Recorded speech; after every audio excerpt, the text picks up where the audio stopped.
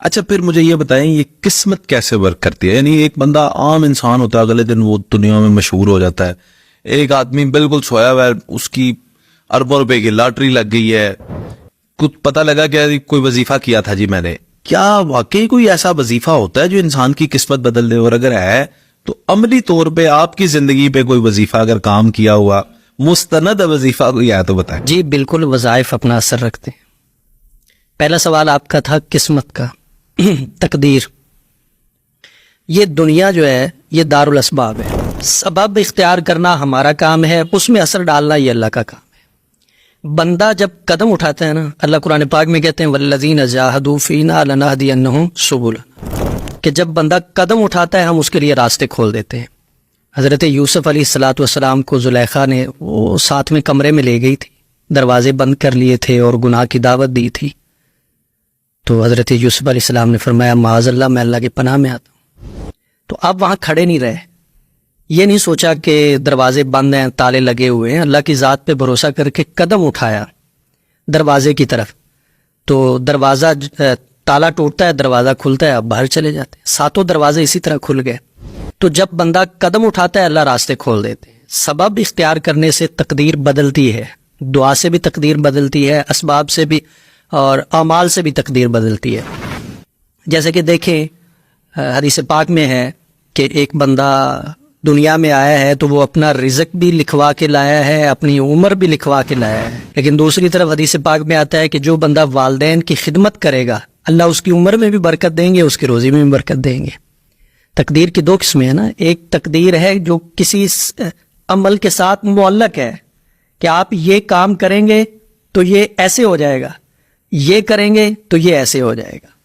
قسمت ہو جاتا ہے ایسا کہ ایک وقت میں بندے کے حالات ٹھیک نہیں ہیں، اس سے کوئی اچھا کام ہو جاتا ہے، اللہ کو وہ پسند آ جاتا ہے، اللہ اس کے حالات کو بدل دیتے ہیں۔ یہ اکثر آپ نے اپنے والا کوئی وظیفہ نہیں بتایا؟ یہ ابھی قریب کی بات ہے، زیادہ دور کی بات نہیں۔ رمضان المبارک کا مہینہ تھا، تو جس مسجد میں میں تراویح پڑھا رہا تھا وہ میرے گھر سے تقریباً 2 سے 2.5 کلومیٹر کے فاصلے پہ تھی۔ میں نے تراویح پڑھائی تو تراویح پڑھانے کے بعد میرے پاس سواری نہیں تھی کہ میں اس پہ بیٹھ کے تو اپنے گھر میں آ سکوں۔ تراویح کے بعد حالات اس طرح کے تھے، تو میں پیدل آتا تھا روز ہی، تو ایک دن میں پیدل آ رہا تھا تو دل بڑا بجھا سا ہوا تھا۔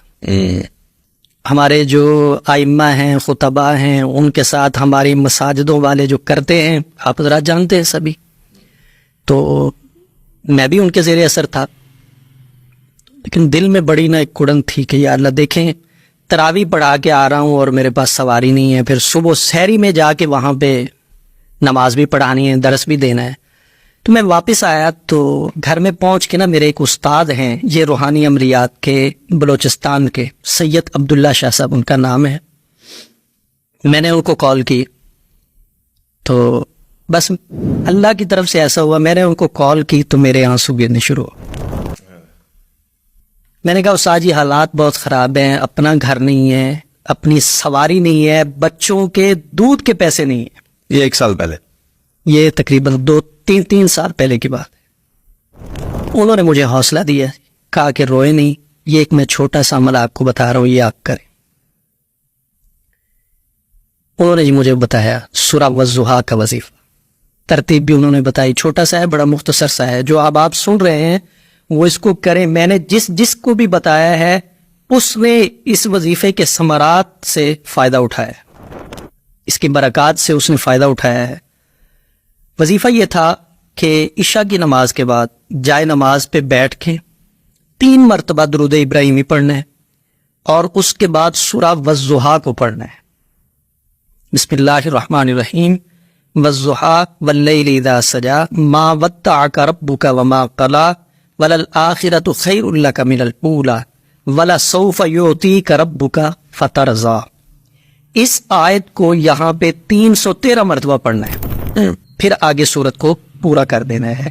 1 مرتبہ سورت کو پڑھنا ہے اور وَلَسَوْفَ يُعْطِيكَ رَبُّكَ فَتَرْضَىٰ اس آیت کو 313 مرتبہ پڑھنا ہے روزانہ۔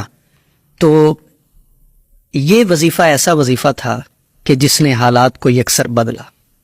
اللہ نے سواری بھی دی، اللہ نے مکان بھی دیا، اللہ نے قرض تک اتار دیا۔ اچھا ماشاءاللہ۔ حالات بہتر ہو گئے ہے تو وظائف اثر رکھتے ہیں، بالکل رکھتے ہیں. یہ کتاب بہت شکریہ، یہ بڑا اور قیمتی. یہ جو آیت ہے وَلَسَوْفَ يُؤْتِيكَ رَبُّكَ فَتَرْضَىٰ، اس کا تو ترجمہ ہی یہ ہے کہ آپ کا رب آپ کو اتنا دے گا کہ آپ راضی ہو جائیں. ارے واہ. اور پھر جب رب راضی کرے تو وہ تو اپنی رضا سے کرے گا، انسان کا تو اتنا برتن ہی نہیں ہے اس میں سما سے. وہ یہ آیت رسول اللہ صلی اللہ علیہ وسلم کے متعلق ہے، لیکن ہم حضور کے امتی ہیں. جب یہ ہماری زبان پہ آتی ہے نا تو اللہ اس کی برکات سے ہمیں بھی نوازتے ہیں. بے شک، کوئی شک نہیں ہے.